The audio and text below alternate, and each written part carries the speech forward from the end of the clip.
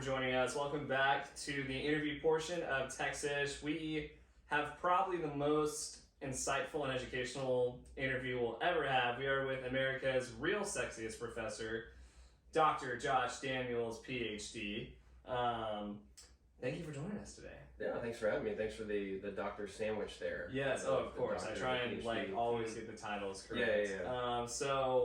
Yeah. We met at a bike race / run race a couple months ago, just to give everyone context. And I was just sort of sitting alone, and you plopped down next to me, and we started talking, and we got to that typical guys talking moment where it's like, "What do you do?" Yeah. And you said you study the grid, and I started laughing. And knew immediately, like, I'm about to have you on my podcast. So, before we even get into your background, I just have to ask, what the hell is up with the grid, and what is the grid? Yeah, so the grid that we're talking about here is like the electricity grid. So that's like everything from the big power plants to make electricity, the big wires and poles you may see like as you're driving down the interstate, and like the wires and stuff that go down your street or back alley that bring that electricity to your house. And then there's a whole bunch of other stuff in between, but it's basically how electricity gets to you. Got it. And so I grew up wanting to be like a Chicago Bull or a Chicago Cub. I still think you could do it. Maybe.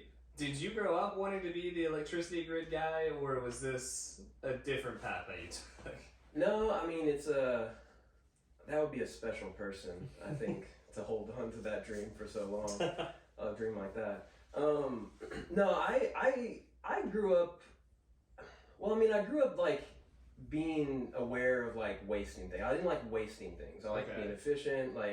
And so I don't know. I just started studying the different ways we use energy and like how things are sometimes wasted, and that just kind of eventually led me to this. I mean, the actual genesis story of like how I got to it is. I studied undergrad and my master's. I studied mathematics. I didn't really know what else to do, and so what one does. So like real good standard type of stuff. Basically. Yeah. I just I wanted to say how about them apple. You really wanted that moment. I mean, that still drives me. Yeah, some for sure. Yeah, you can find him moonlighting as a janitor in various high schools. You'll find him at Bowie High School here in Austin, just solving math. Exactly. But whenever I got done with that, I didn't know what I wanted to do, so I moved to Colorado with a buddy of mine because he was up there for school, and I just got a job in construction, and I was literally swinging a hammer, swinging a hammer, building houses. And I was talking to this electrician dude, and he said that he used to install wind turbines out in southeast Colorado, like the same ones that are in West Texas or whatever. And he said, I was like, well, why aren't you doing that anymore? And he said that they actually. Because the concrete footings, the foundations they pour for them are so large, they need so much water to mix the concrete, and they ran out of water in the desert. They like literally couldn't put up more of these things because they couldn't find water. And that was the first kind of dawn on me that constraints in one sector could lead to constraints in another. And I was like, I want to study that, and that kind of led me to UT and to working with Michael Weber, my boss there, and then getting familiar with how we make electricity in this state.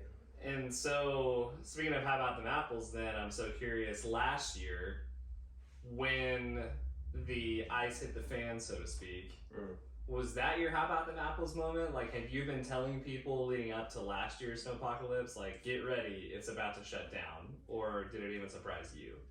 Yeah, I mean, I think the duration of it surprised me, but I did look at the weather forecast the week before,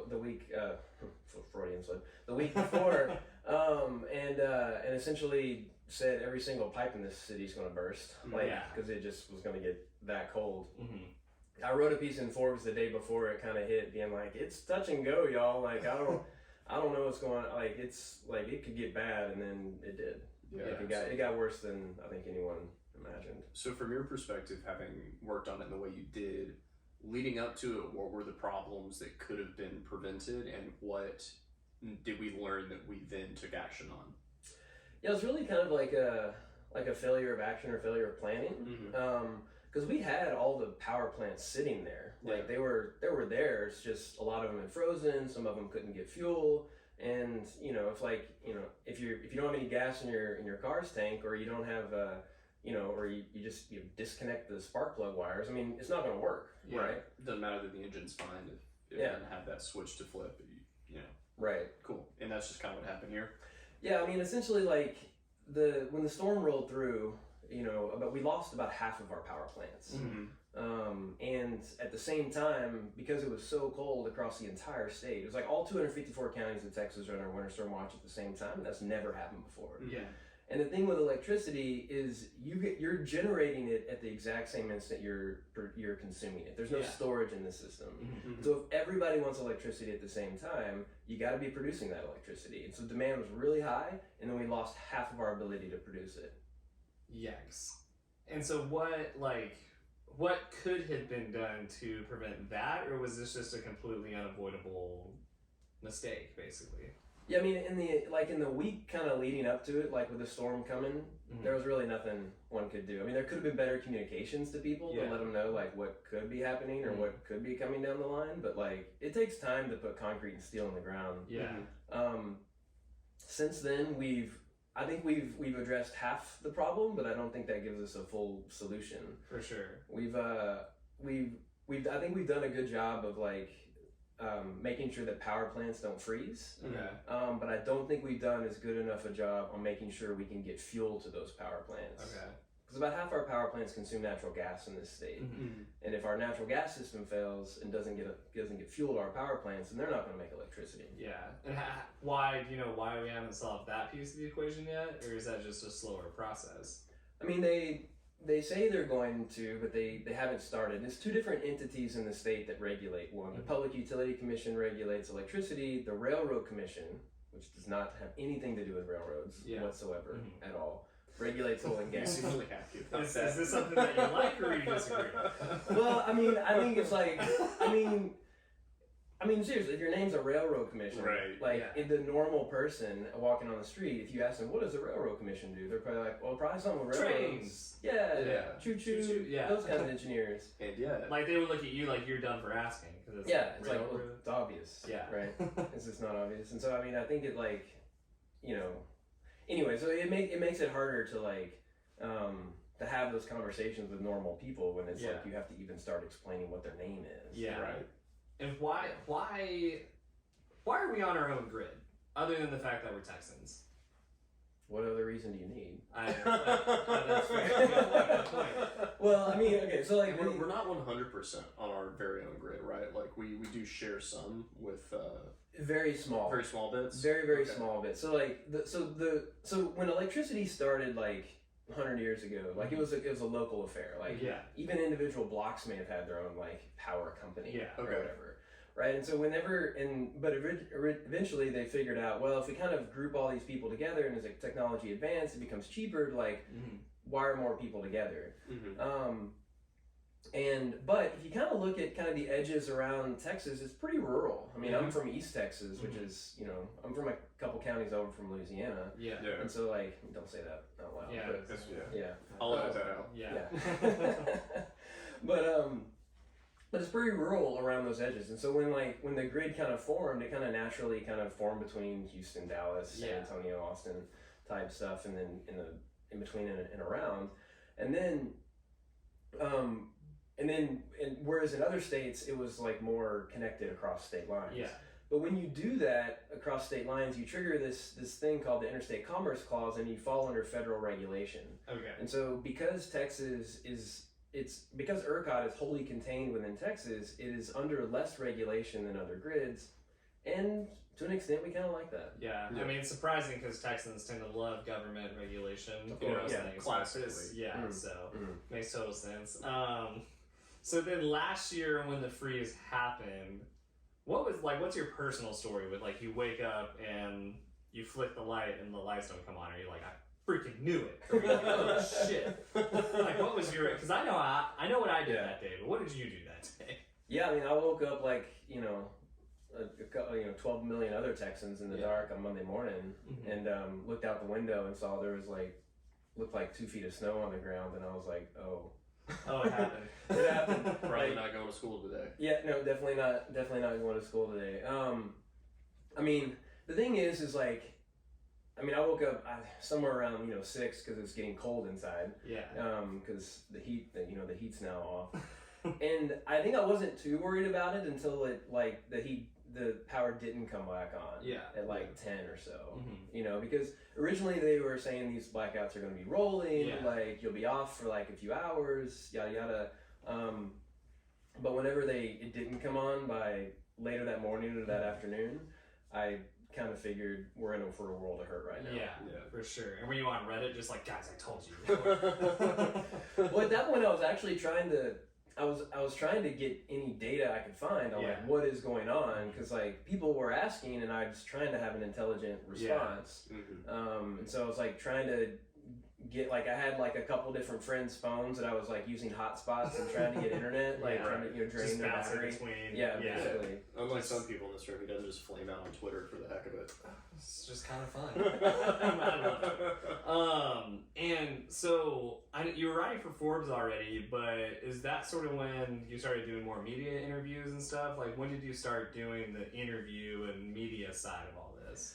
Yeah, it really, so the first few days, like I know a bunch of journalists in the energy space, and so I talked to a few, kind of just the New York Times and I love how you say it, like just the New York Times. Like, no big deal. Small one of the publication in New York. New York Times, Wall Street Journal, Texas Monthly, super small. Just the really boutique guys. Yeah, people reaching out to us from there. Yeah, all the time. Small people types of thing. Yeah.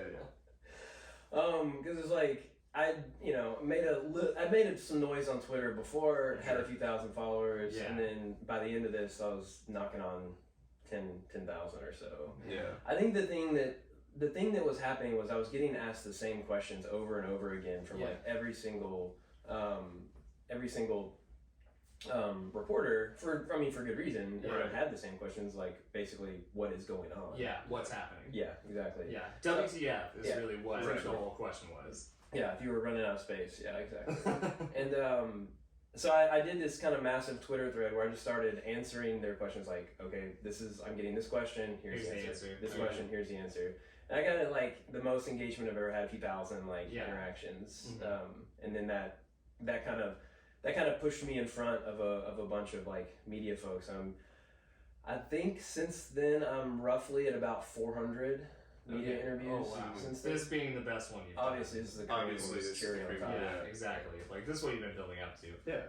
What noise? I'm curious. So I'm running our Twitter account that we just started about 2 weeks ago. Never been on Twitter. Most fun I've ever had on the interwebs. It's a lot of fun. He's enjoying it. What noise have you made on Twitter even before like you got to the 10,000 person following? Yeah, I mean the thing is like I think there's a couple different approaches. One is like to shock people and make them mad. Yes. Easy to do. It's low hanging fruit. Yeah, low hanging fruit. And then there's like have something to say and say it well. Yeah. Right. I tend to try to do the latter. To try to do the latter type of thing. So I mean, a lot of my stuff is kind of wonky when it comes to like energy space, kind of what's going on in global energy markets or Texas energy stuff. Then I toss in a few things about riding bikes and stuff in there too. Yeah, for sure. And it's like, so are your takes on energy like hot takes, or are they just a little more insightful? Like, what makes yours a little more not polarizing, but like enticing? I think it's more the latter. I think I try to be a little more thoughtful about it. I don't do hot takes, because there's plenty of those. Yeah, well, it's easy to do. Yeah, like it's easy and cheap. That's the easy thing to do. Yeah, yeah. And a lot of times hot takes, they miss something. They miss a lot of things.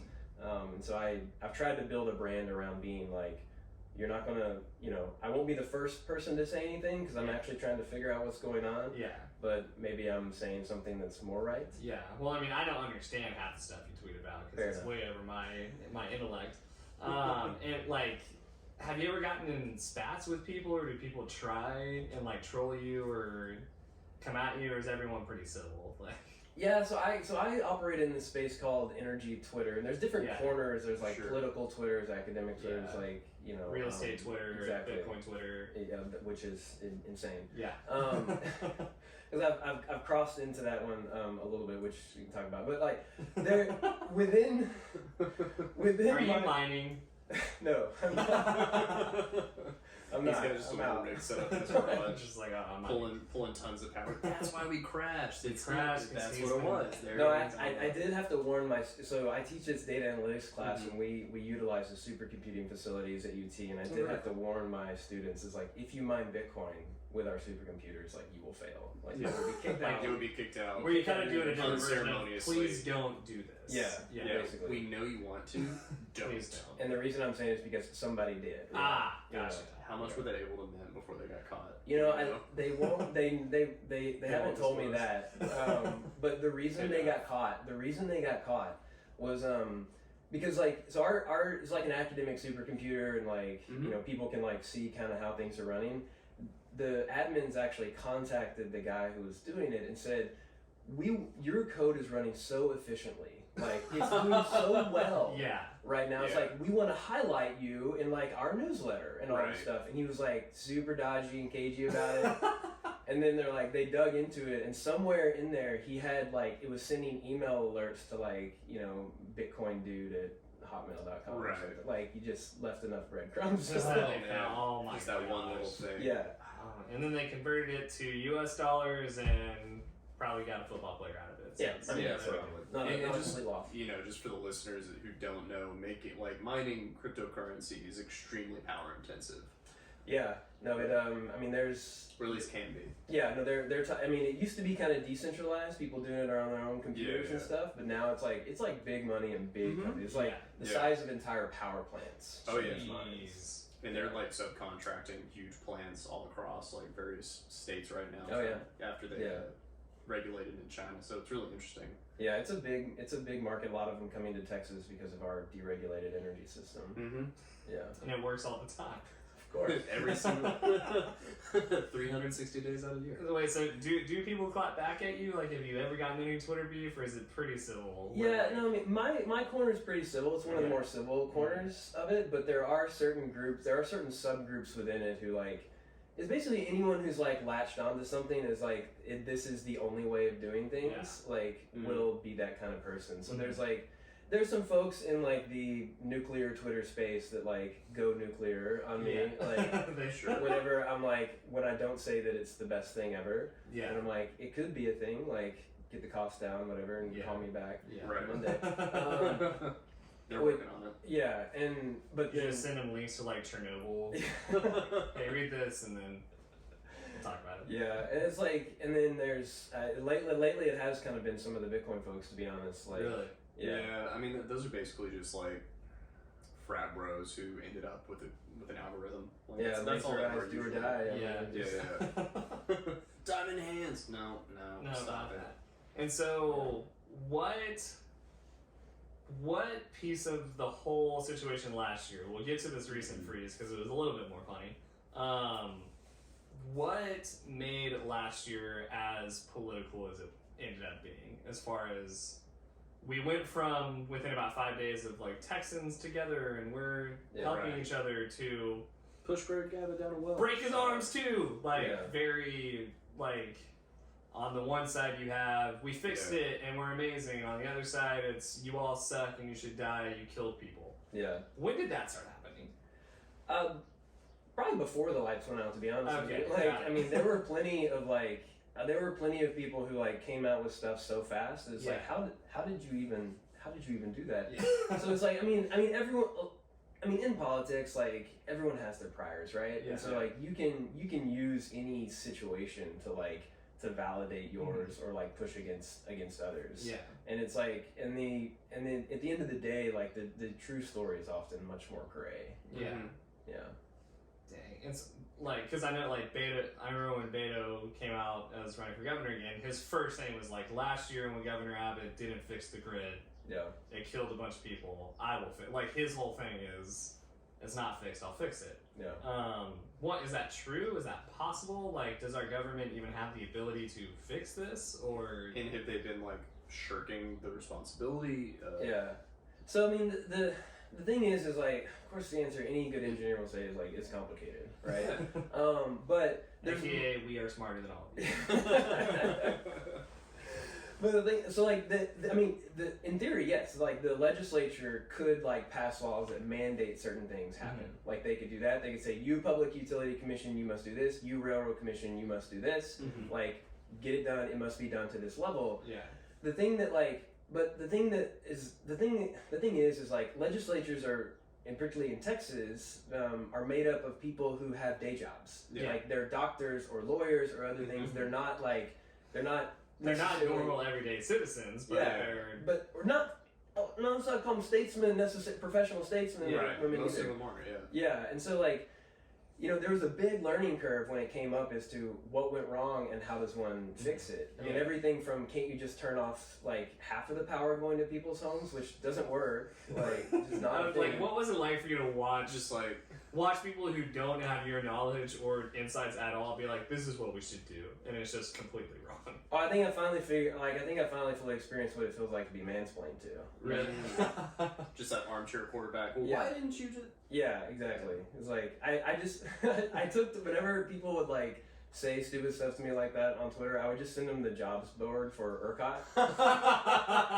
It's like, obviously you're smarter than everyone. That's a good one. You should That's be a working good there. Wait, you have a new career opportunity. Yeah, right obviously here. you were smarter than all of us. Yes, we tried turning it off and on again. Yeah, we definitely tried. Yes. That's why your power's out. Yes. Just try turning you off and on. But there's multiple levels of that, and like, you know, the legislature would have to delegate some authority that then would have to delegate, like, and then the Public Utility Commission or the Railroad Commission have to delegate authority then down to either ERCOT or to like the gas companies to actually do the stuff. Yeah. Right. To actually build walls around things or bury things or place stuff. Build walls, nice. Exactly. We now know Typical where he sits. Texan. Yeah. Exactly. Oh no. Hey, I told you we're more lax. Hey. Yeah, no, for sure. That was great. The views expressed in this podcast are purely our own. The opinions in this podcast are purely our dad's. We're still That's figuring fair. this out. Don't blame the handsome man for our bad opinions. And so when it came down to it, like I think we addressed part of the problem. We looked at because most Texans experience this event with their power going out. Yeah. Which is fair. And so I think we've done a decent job of like fixing the power plants and getting them ready. But it's like, again, half of them consume natural gas. If we don't fix that side of things and they can't get fuel, like, that's the constraint part, right? Exactly. Yeah, we're still constrained. Yeah. Why are we not producing more natural gas? Armchair quarterback. My idea is like we'll make more. Is it a volume issue or is it a supply chain issue? Well, it becomes a supply issue whenever it gets cold. So like we make plenty of it. It's just like that's what I was saying. I was like, I thought gas was like our thing. Yeah, no, it definitely is. I mean, we're the number one. I mean, we're the number one producer and consumer of gas, of oil, of electricity, of like exactly. That's like oil, sort of, pretty much. Yeah. Did y'all see that someone left the brisket at a like gate 14 in Austin Merchant? Yeah, that one was funny. That one was really good, and I know if they claimed it. Yeah, I mean, they definitely weren't from here. Yeah, no. Anyways, Please so yeah, do not leave your brisket unattended. So I mean, like, yeah, we're a huge energy state, all this kind of stuff, but we do have what is called a just-in-time natural gas system, meaning we're constantly getting it out of the ground, we're constantly processing, which means cleaning it up a little bit, and then sending it down the pipelines to power plants. Okay. And so while there is some storage in the system, there's not very much. Yeah. And so if any one of those pieces gets disrupted, then it can shut the whole thing down. Like there's no reserves to actually tap into. Basically, yeah. You can't just turn on more wells generally like that, at the snap of a finger. And to add that to it is like in West Texas we produce what we call a wet gas. So like when gas comes up, there's all the water and other stuff that comes up with it. And if it's freezing outside and you've got a big metal well head, then like it can cause an ice dam and basically stop the flow of gas until that melts. Yeah. Right. And the preventative would be burying it deeper, or what's the? The preventative would be either burying it deeper, insulating it, right, heat warm strips blankets around, snuggies. Yeah, snuggies. Natural gas snuggies. Just nice. Nice. Just Ugg boots over like the pipe or something. Over, And like, I keep coming back to, is this fixable? Because I see, what I see as a citizen is less of you giving information and more of like political people being like, everything good that has happened is because of us, and all the bad stuff is because of them, and that's why we can't fix it. Yeah, and we can't have nice things. Which one is it? Is it fixable? Is it not? Are people just propping this up as a talking point? Like, yeah, no, I mean, it is totally fixable. I mean, we could. It just like it will cost some money. Yeah. That's the thing. Is like, so there's a trade-off. It's like, how much are you willing to spend? And I mean, it's even a valid conversation to have. Is like, do we want to be as resilient to like completely make it through a 2021 event unscathed, or would we have been okay with a few 15-minute rolling outages here and there just to keep costs down for the other 20 years around it? And so it's like, just like you can buy too little insurance, you can buy too much. But the problem is we're just not having that conversation. We're just like looking at something that was obviously broken, fixing that, but not taking a wider view. Yeah. Right. And it's kind of isolated incident.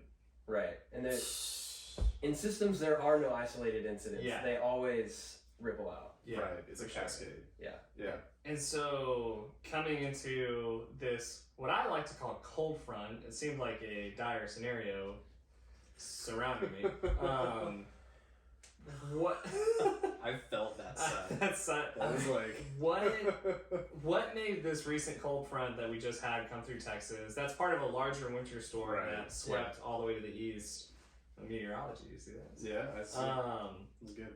What made everyone so angry about it?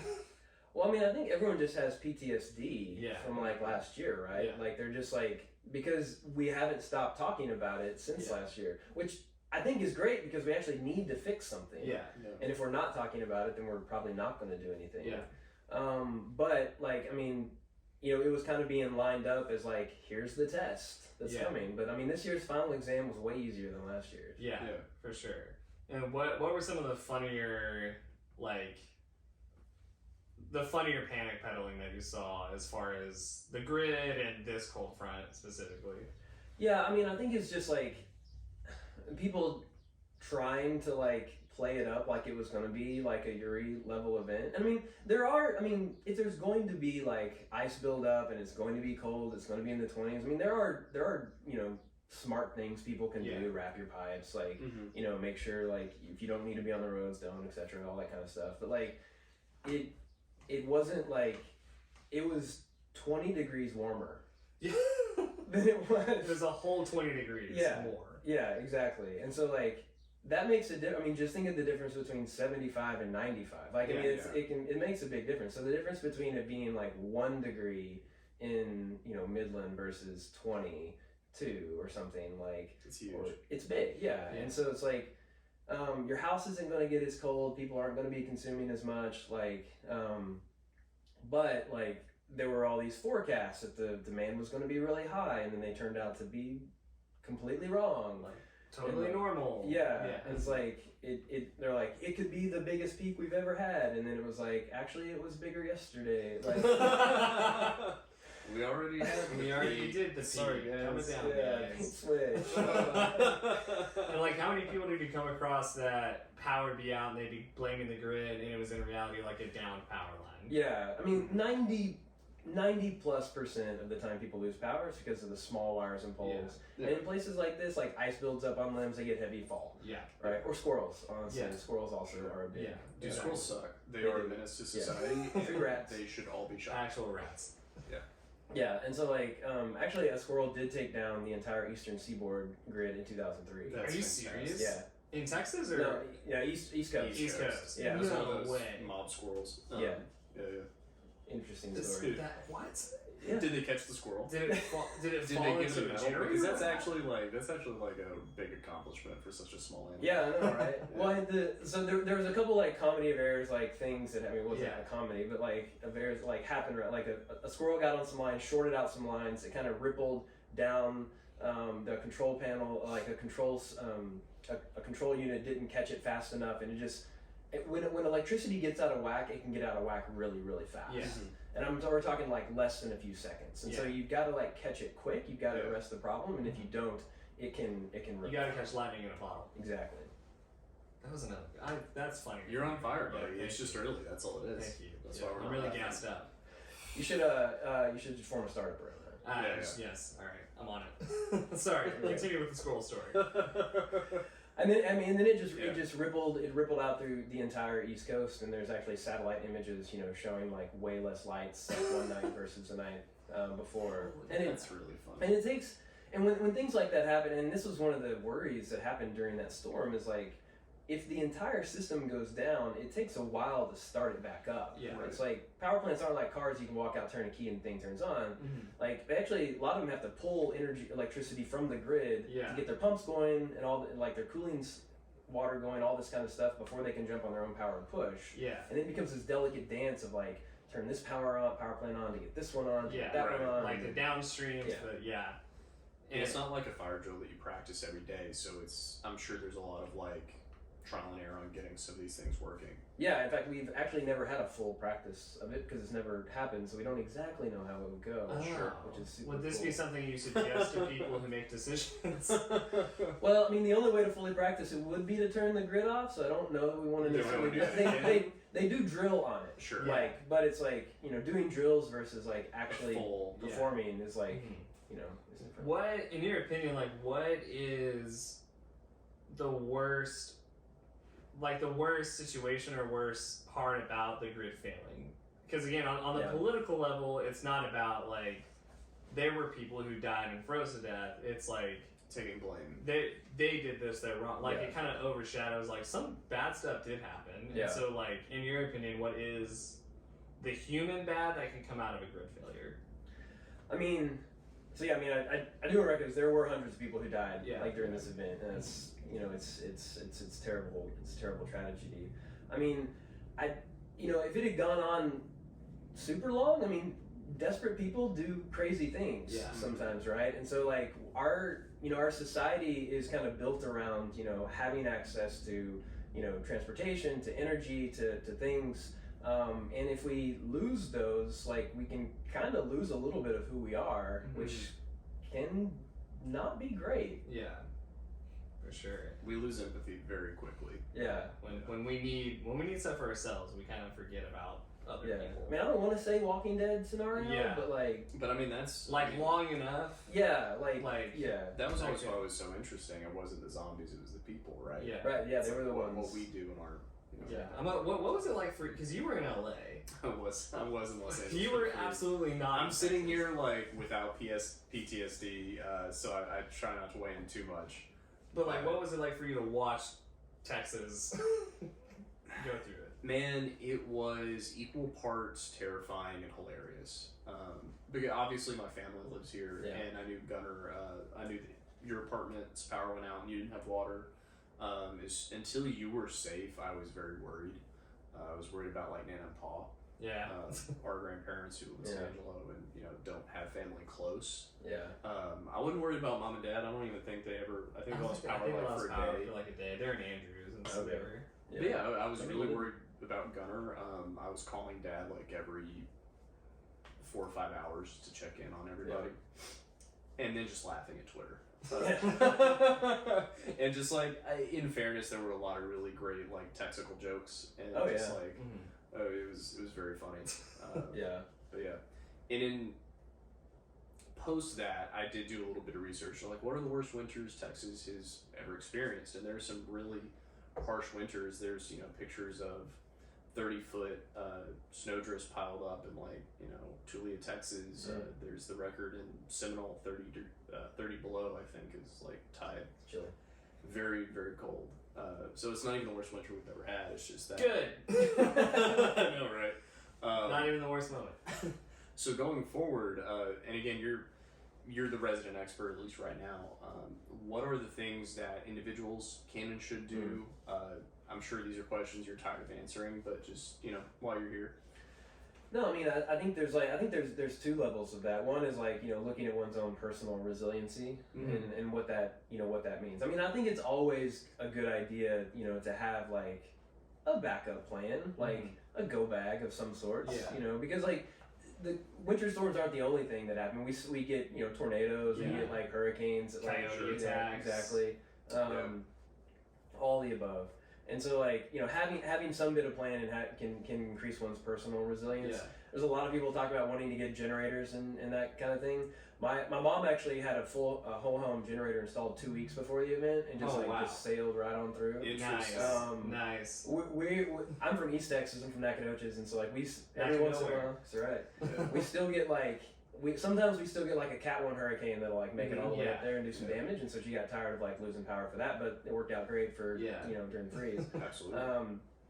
And then like, you know, but not everyone, if you live in an apartment, that's gonna be hard to do. You know? But then also, like, I mean, paying attention to what the people in power are saying. Like, are they actually doing things, or just like, you know, saying stuff? And like, because like the Railroad Commission is elected, right? And so like there's an election coming up, and it's like, if you don't like what the people there have done or said, I mean, there are other people out there that you know, are going. So I mean, And is either side actually helping? That's always my question when it comes to politics. Yeah.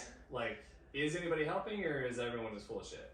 I mean, I think there've been some half measures and things that have been done, at least, or at least I think we did come together over the power plant side of things, and I think we're pretty good. I am still worried, like, I'm still worried about the natural gas sector. Like, I just don't think we've really done anything. You've done enough there. Why not anything?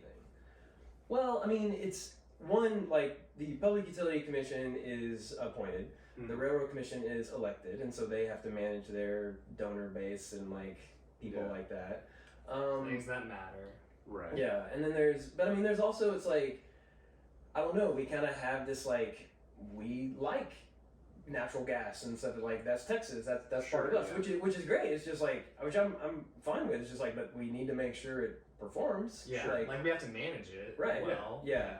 And so I don't know. It's there's a lot of like, I think there's a lot of influence from that industry kind of at the Capitol, and so like, and it would cost more money to do. Yeah, sure. And is that the kicker for that sector? Is if it's sitting in storage, it's costing money, not making money? Yeah, and then there's also a little bit of a moral dilemma here in the terms of like, so during that week, like electricity prices in ERCOT are generally around 3 cents a kilowatt hour. Yeah. And that's at the wholesale level. Most people pay about 10 cents, whatever. During that week, they went up to $9. So like, very, very high. Gas prices are normally $2 a million British thermal units in the units we use, but they went up to $400, up to $1,000. Yeah. Wow. There's a cap to how high electricity can go. There's no cap to how high natural gas can go. Right. So if you still were producing a little bit of gas during that time, you made a ton of money. Like that's who's left holding the bags of money after last February is the gas industry. So why would you want to make yourself more reliable if like you're not going to? It behooves you. Yeah. If you're not going to get these windfalls. I guess that's what I was going to ask. Is it just a simple math equation that whoever is running that math equation goes, well, we could spend this much to fix it, but we're going to lose out on this much. Yeah, I'm sure there's an Excel sheet somewhere that they ran the numbers and they're like, there's like a screenshot of a calculator on Apple for Yeah, exactly. Yeah. This is what it would look like. No, we're good. Yeah, and then in the meeting they're like, how many zeros? Oh yeah, we're not gonna fix it. Exactly. But okay, in fairness, the winter storm and the freeze isn't the only thing that you are have covered. Yeah. You are overall an energy expert. So I'm a handsome fella. Can we just like take a second to appreciate the jawline? Such the ruggedness. It's just the rugged, just the hat perfect level of perfectly. Just is he going camping? Like, is he about to be in a LL Bean photo shoot? We don't know. Maybe both. It's just how we roll. I'll show you my calendar later. There you go. But I am curious. Texas is exploring, various other forms of energy to some level. Yeah. What does that look like in practicality? And there are people in the old guard who are like, it's useless. There's no point. They aren't even using that electricity. Is there truth to that? I'm very curious what that alternative landscape looks like here. Yeah. So I mean, energy has always been in transition, whether it's like from burning biomass to like coal to petroleum to natural gas, and now we've been getting into renewables a lot lately, a bunch of wind and solar. Yeah, Big Spring's covered in kind of where we're from. Yeah, like littered in the wind turbines. Yeah, and I mean, the thing is, like, the thing about those is, like, you know, Texas is blessed with amazing wind and solar resources, right? And so, and those technologies have declined in cost so much that it's like the cheapest thing to build and to make electricity. And it also brings value to rural areas that otherwise don't really have that much economic development, right? Yeah, These things pay taxes and landowner payments and stuff like that. And so, you know, if you don't have like a big manufacturing facility or whatever, like, you still got some employment and some taxes coming in, so that can be good. And then there's like, one of the big things that's been driving it is like companies have been coming to Texas because it's so easy to access that green energy, and they want it. And so it's like, well, if they want it, you know, let's give it to them. Yeah, cool. What makes people who are opposed to like renewables and, as our grandfather calls it, hippie energy? What, he doesn't actually say that, but what makes people who are opposed to renewables opposed to it? Like, what is the opposition? I mean, one could, like, if it's your priors that you just, like, you grew up with other stuff, natural gas, coal, that kind of stuff, I mean, and you want it. I mean, there's the argument that it's, like, it's firm or dispatchable, meaning we can turn it up and down, like, at will. I would argue maybe during the winter event, it wasn't so dispatchable because, like, we couldn't turn it up during that time, and so I would push back a little bit against that. But I mean, there's a lot of people in the natural gas industry who make money off that. It's their livelihood. So I mean, I get it. I mean, so I have, you know, fights over things like coal mines in other states and stuff. It's like, if that's your job and that's how you, like, that's your livelihood. That's right. So I get that. Like, I understand that. And so, I mean, it's like, and it's just you know, we're getting to that point in our grid. We've like deployed in Texas, like we've deployed a whole bunch of wind and solar. Like, you know, we're seeing, you know, we're going to have to make sure that we do have enough like other firm things that are able to provide energy when the wind's not blowing, the sun's not shining. Reliable and unreliable, right? Yeah, right. And so, and like, so it's like, you know, in the old paradigm was like demand would change, we would adjust power plants, and the new paradigm is like demand is changing, also power plants are changing. Like, we still gotta make sure we can put our hands on one side or the other. And that kind of brings us to a little bit of Bitcoin stuff, because like Bitcoin folks are out there saying like we'll be that controllable load, we'll be on the other side, and like you can turn us up and down, because in electricity it doesn't matter you increase supply or decrease demand. I mean, just matching supply and demand either way works. Yeah. Explain that again, because I'm dumb. How does Bitcoin play into this? So the reason Bitcoin's interesting is because like Bitcoin machines can turn up and down really fast. Okay. They can mine really hard, or they can like take a break. And like, if say you've got like, you know, a wind farm and the wind stops blowing and now it's not producing electricity, well, instead of like having to turn on some other power plant, you may be able to say, hey, Bitcoin mine turn down a little bit while we get everything else sorted. Got it. And then that can kind of still keep things in balance. Got it. And how much Bitcoin do you own? I think I still have a residual $10 worth. Or nice, so excellent. I'm just waiting for this. $10 more. Waiting for that spike again. Waiting for it to go to Pluto. To the moon, baby. And then I'm also curious, you know, on the other side of the aisle, so to speak, like people who are opposed to reliable energy or natural gas, like what is their opposition to using things that aren't green or renewable? Yeah. I don't know if I've ever heard anyone say they're opposed to reliable energy. Fair. But I mean, most of it comes from like the environmental impacts of that energy production. So you burn natural gas and coal, you get CO2. Yeah. And CO2 is changing climate, and that can, you know, lead to a whole world of hurt. And so like a lot of folks are, you know, wanting to move to cleaner sources of energy in order to mitigate the impacts of climate change. Okay. Yeah. And are you seeing in your industry, is that a shift that's happening, or is that something that is meeting a lot of resistance?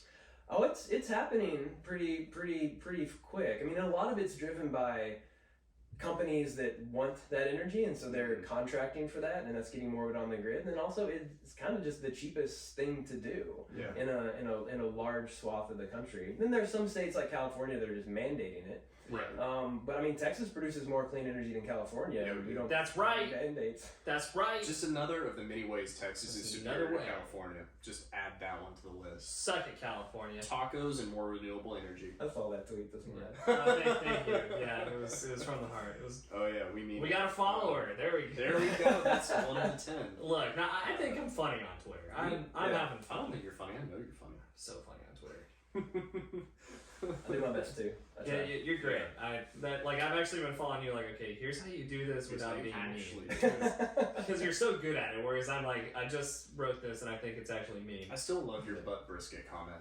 I thought that was good. That was very well. Did you see that one? I'll scroll back. Yeah, scroll back. Yeah. It was pretty. I think I handled it well. Okay. Yeah. I also made someone very mad. That's true. That's easy to do. It's Twitter, so there might be a fake person. There's a lot of mad people. Let me rephrase that. That person was already mad. I just gave them something to say. Give them an outlet. Yeah, so really, I'm a service. That's the world's community, worst. actually. I'm using Twitter to make this world a better place. That person walked away from their little phone just like so happy because they've gotten all their anger out. I'm actually. I think that's how it works. I think that's how it works. Yeah. What is it like for you on Twitter, especially last week, to see people who are not experts like saying the hot takes of like, this is why Texas sucks, or like, this is why Governor Abbott. Way to go, Greg Abbott. This is why Abbott's right, or this is why Abbott's wrong. Like, what's it like for you to sit back and be like, it's not. Yeah, I mean, I still feel that pull sometimes to like get in there and like, oh look, someone's wrong on the internet. I gotta correct them. But I'm the arbiter of truth. Yeah. No, I mean, I just like let a lot of that like roll off. Just let them be wrong. Yeah, just let them be wrong. I mean, unless they're usually right and then they're wrong about something, like, I don't know, sometimes just slide it in the DMs. Like, see if we can figure this out. The most scientific slide. Can we collaborate on this really quick? Hey, girl. Yeah. And what is it like, even last year and this year, for your wife to just see you on media interviews at your computer? She's taken to where she starts recording me. Like, because a lot of times, like, if I'm doing an interview, like, I'll be like super pro, like from the waist up, and then like in like biking shorts, just dogging everybody from the waist down. Never like I was wearing like I mean I was wearing a pair of shorts yesterday whenever I did these interviews, and like she just videotaped me. Or she videoed me, and then like I didn't actually know there's a filter on Instagram that'll do captions of like the words you say, and like if you, I mean y'all record stuff. I mean if you think listening to yourself is bad, like you should try reading what you actually reading say. what you're saying, reading the words. Yeah, it's just like terrifying. Seeing your fillers pop up. Every other word, just no. I know. Yeah, and so I don't know, but like I kind of find that kind of funny. I mean I actually try to put that kind of stuff on as well. Yeah. It's like I'm a human, y'all. Like I mountain bike and I study the grid. That's what I do. That's what I do. And you're trying to look cool to your students, right? So they're like, obviously, Squirrels is so cool. Yeah, I don't know. It's like teaching remotely has been like teaching online has been kind of interesting because I generally do try to be funny, but like. A lot of them don't kind of come across, right. like over the computer, and so I just, I asked the students one time. I asked a student I knew who I trusted. I was like, "What's going on?" She's like, "Well, your jokes aren't remotely funny." Wow. I kind of butchered that delivery. Sorry. Ouch. Yeah. That was good. You should memes. Try memes. I do gifts. A lot of gifts. A lot of gifts. See, so you're learning. It's all a learning process. Oh yeah. Learning together. It's a two-part question. What is Texas doing right for energy, and what are we doing wrong? Like, both sides of the coin. Yeah. No, I mean, I think we're doing things right. Or we're doing some things right in terms like, I mean, we produce a lot of the world's energy. Mm-hmm. That's right. We're somewhat acting as a bit of a buffer against Russia's incursion in Europe with our LNG exports. Against like their influence, which I think is good. We are investing in clean technologies because I think like the people who work here and like the industries that come up around that, we can also export that kind of stuff. Mm-hmm. I do think one of the things we're doing wrong is we're kind of being a bit wasteful with some of that energy. We flare a lot of natural gas, and we actually have had contracts with like France revoked like $7 billion contracts, like taken back because like some of our energy is not clean enough. Okay. And so I think we can do a better job on that because the rest of the world is going to move faster than us in terms of wanting clean energy. And if we want to stay relevant in terms of exporting that, we have to get our act together. Even if like we don't necessarily, even if like when I say we as a collective we, aren't valuing that as much as other folks, like, I mean, it's like in Joe Dirt whenever he goes to the fireworks stand and he's like, I like snakes and sparklers. And he's like, well, it's not what you want, it's what the consumer It's what the consumer wants. Exactly. And so like that great reference. That's the mindset we have to get into here. It's like the world doesn't want snakes and sparklers. They want whiz bangs. They want boom. They want kaboom. Exactly. But in a safe way. In a safe way. In a clean way. A clean, very controlled kaboom. A controlled, non-flare Which brings kaboom. us to nuclear energy. The controlled kaboom. Exactly. And like, in your opinion, is there a future where we have nuclear energy across the state? Like, is that a direction we would move to? I mean, I think so. I mean, so unless we connect our grids to other locations, we're not going to be exporting energy like that because that's electricity. We can export technology and the folks and the jobs and stuff like that. And I think there could be a future for nuclear. It's tough. It's like, because the thing with nuclear is that like if it does have a problem, like the impacts can be big. Yeah. Sure.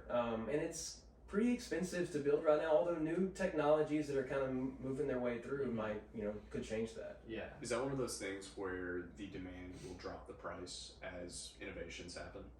Yeah. So the problem with nuclear is that every time we've built one, it's been a one-off. It's been like a custom job, and so like. If GM or Toyota or whoever built your car and they only built your car, like it would cost millions of dollars for the engineering and the safety and all the stuff to go into that one car. But they put them on an assembly line and just crank those suckers out and get them down in the the $20,000-$30,000 it's like range. a spec house for nuclear plants. Right, exactly. And so, and historically we built them large. There are companies out there that are trying to build them smaller on assembly lines and things like that can so that they can just print them out a lot faster and they can get the price down. Is there a future where we share energy from our grid with other states, or do you think we'll always keep it in house? I mean, we'll never share with Oklahoma. They can share. Yeah.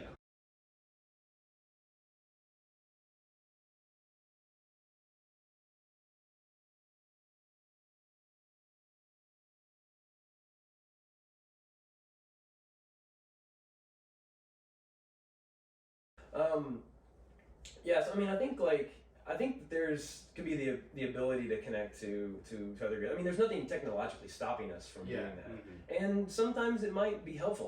Oftentimes we have cheaper energy than other states, and so I think a lot of times if we were connected, we'd actually be selling stuff, and then they'd be sending us money, which could be great, which is a great arrangement. And then every once in a while, when we do need a little bit of help from our little infrastructure, friends, we can acquaintances. We could maybe bring some of that back. And so, like, as far as sharing and collaborating, whatever you want to call it, connecting to other states is what prevents that. Just the Texan way of life of like we do it our way. We don't want federal regulation. Like, what is preventing what could be a moneymaker and a helpful thing? Yeah, I mean, I think it kind of is that this is kind of the way we've done it, and like getting over that roadblock can be tough. Yeah, and that how much just policy wise, energy wise is the way we do things. How much of it does come down to we're Texan. This is just how we do it. I mean, I think it comes down I think a lot of it comes down to like what makes money. Yeah. Versus like, I mean, I think because we're willing to like adopt and change and like evolve if it makes money. If it makes money. Yeah. So we just gotta prove it makes money. Yeah. So what are some of the most interesting things happening in your industry right now? Or the most exciting for you, I guess, is a better way to phrase it. Other than this boring snowpocalypse. Right. I mean, I think there like in the energy like writ large. I think I think hydrogen's an interesting space because the world is also going to want a lot of that, and I think we already produce and consume about 9 million kilograms a day, which is 1/3 of U.S. production in this area. Whoa. And so I think we could do. I think it's worth looking at can we export that to other countries? Like in balloons? Mm-hmm. Like in Hindenburgs. Here's your hydrogen. I'm not like a huge history buff, but I remember the Hindenburg working out really well for everybody. Yeah, for people who like fire. Yes. This goes back to Joe Dirt. No, so hydrogen production at truly, how is it produced? Like what is exciting about it? Yeah, well, currently, the world's not going to want it the way we do it right now. Because currently, we take natural gas, which is made up of CH4, carbon and hydrogen, and we rip them apart. Mm-hmm. We get the hydrogen, but then we have carbon dioxide. Yeah. But essentially, you can also take water, which is hydrogen and oxygen, H2O, and do the same process, and you don't end up with the carbon emissions. And the world is going to want that latter, cleaner version. Right.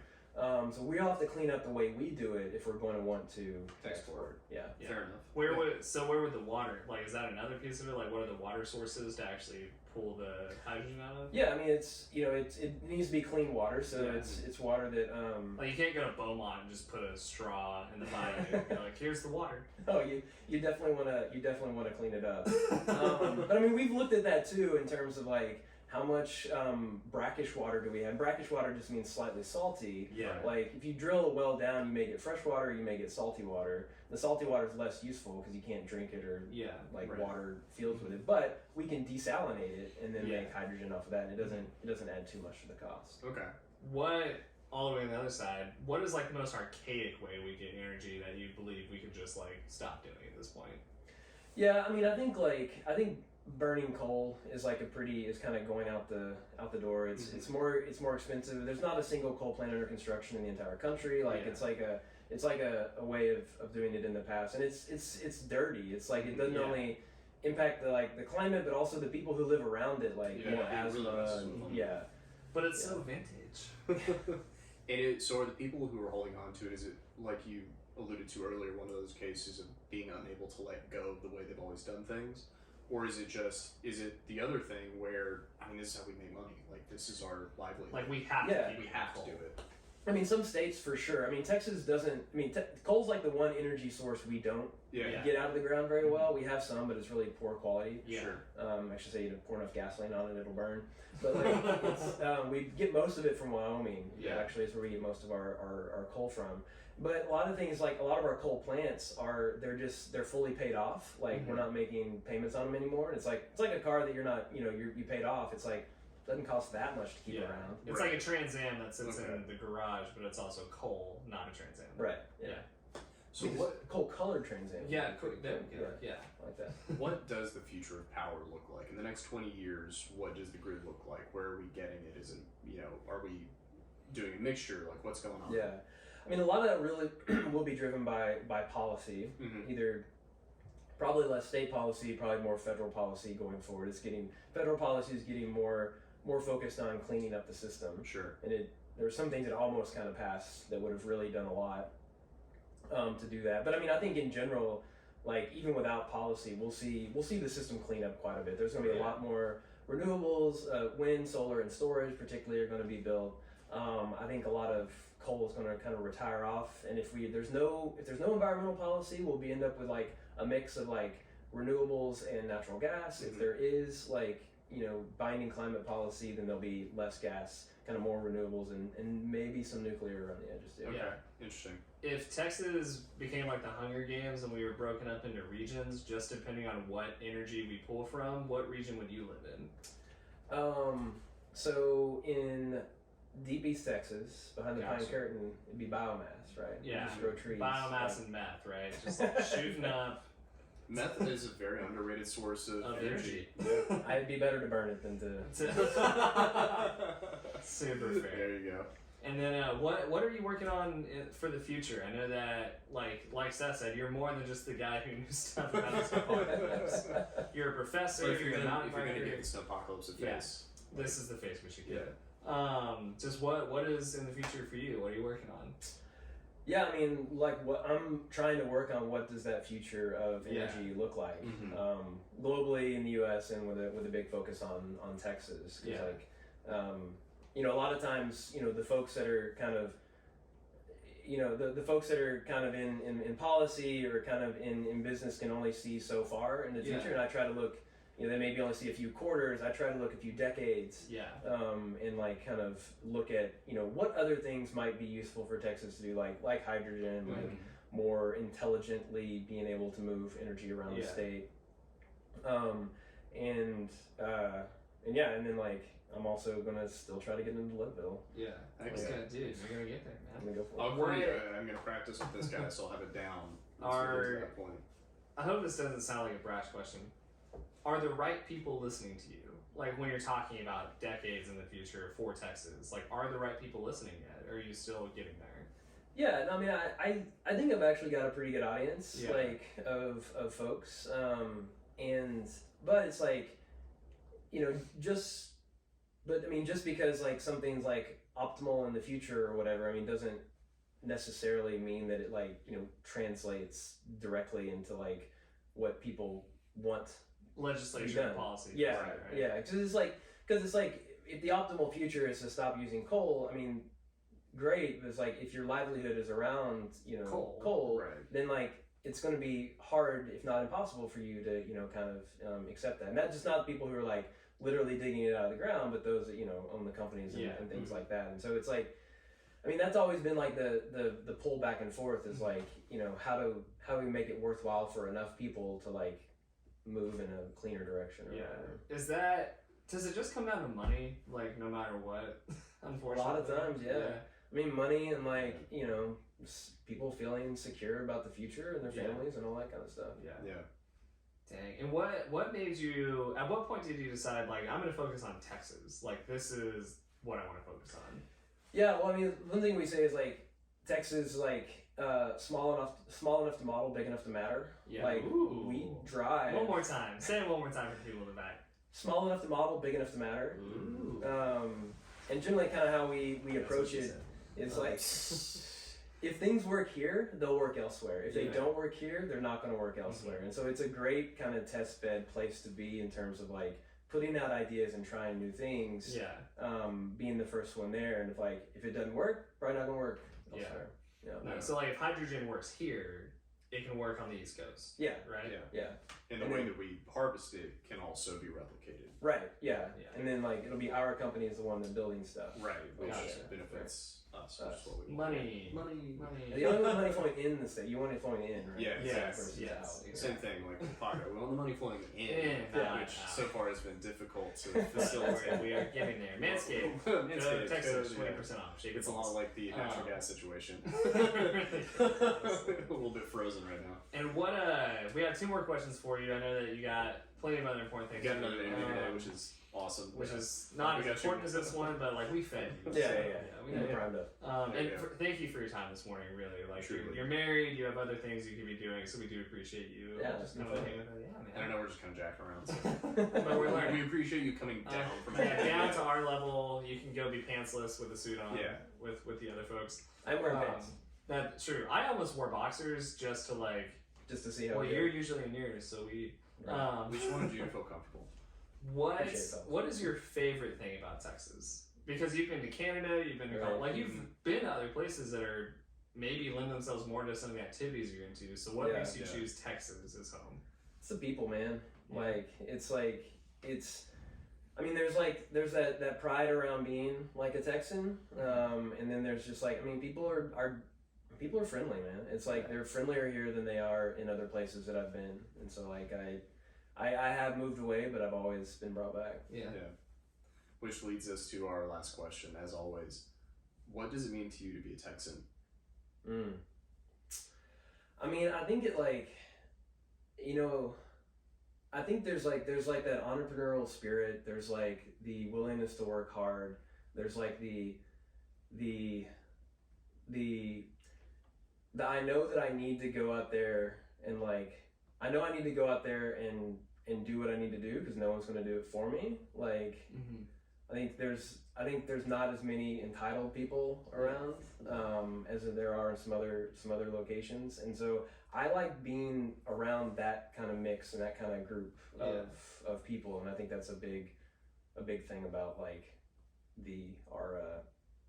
Marsaki. Yeah, absolutely. It's like simultaneously an independent and collaborative spirit. Yeah, because I mean, there's like, I mean, it's true no man is an island, but like, I mean, but it's also like, sometimes you gotta get your hands dirty. Yeah. And do it for yourself. Heck yeah. Well, dude, we appreciate you so much. We appreciate the time you gave to us. Where can we follow you to get the not so hot takes on the Energy Grid? Mostly Twitter at JoshDR83. JoshDR83. Be on the lookout. Go to Forbes. Go to New York Times. Listen to Texish more.